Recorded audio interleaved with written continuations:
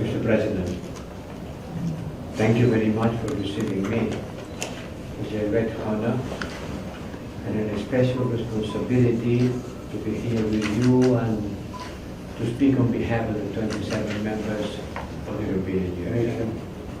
It's a great responsibility, and with your permission, I will have the support of the paper in order to be sure that I convey the precise message I want to convey to you. The first one is clear. I don't need a paper to spread it. It's a message of solidarity. It's a message of support. It's a message of saying to Israel that the European Union is with you, supporting you in your right to defense in accordance with humanitarian and international law. I've been this morning in the kibbutz meeting, and in Spain you say, there's a sentence in Spanish who says, los ojos que no ven, el corazón no siente. If the eyes don't see, the heart don't feel. And I saw, I see. And it remembered me when I was a young boy. In a kibbutz. And I served in a kibbutz as a volunteer. Kibbutz Galon. Nearby, and when I entered into the ravaged rooms of the kibbutz, I had the feeling I felt more than 40 years ago. Mr. President, I also have a meeting with the families of the hostages. It has been a difficult meeting, a heartbreaking meeting.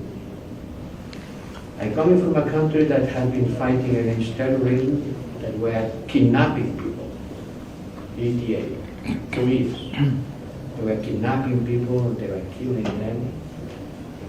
And now I know personally what does it mean for a family to have one of you beloved people in the uncertainty where he is.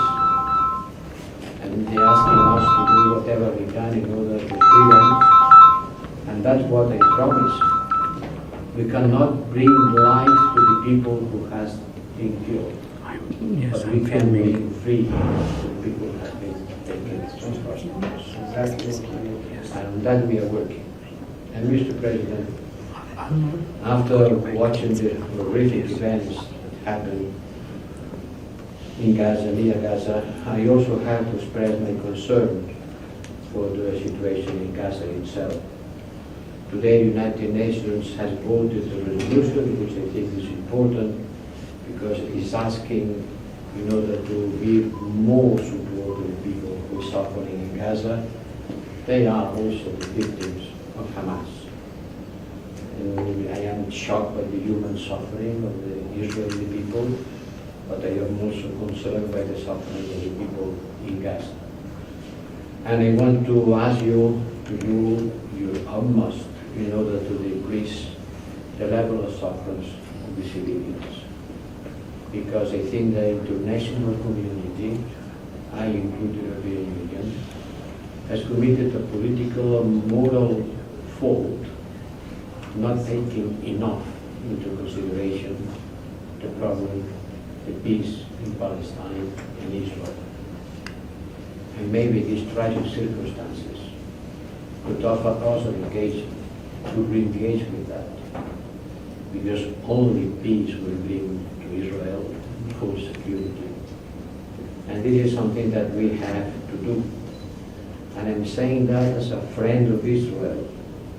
I am coming from a part of the world, the European Union, Europe, that for years we have been fighting against each other, devastating, killing, almost committing suicide.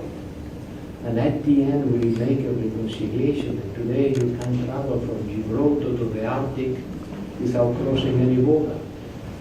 The border, Mr. President, are the scars that the history has been carving on the skin of the earth.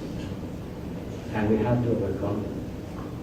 And we have to make peace, not only between Israel and the Arab countries, but between Israel and Palestine. Mr. President, I have a long history in my relationship with Israel. I was a close friend of Shimon Peres. And Simon told me one day, war is not unavoidable.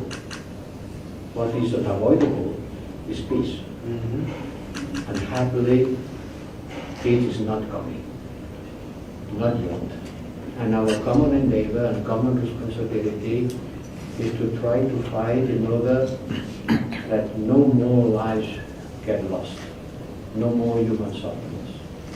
And this is the commitment that I take with me from the European Union to support you to defend yourself, to support you on respecting the laws of war, and support you on building peace. Thank you very much. Can now the ambassadors, two ambassadors. Jaime. Thank you.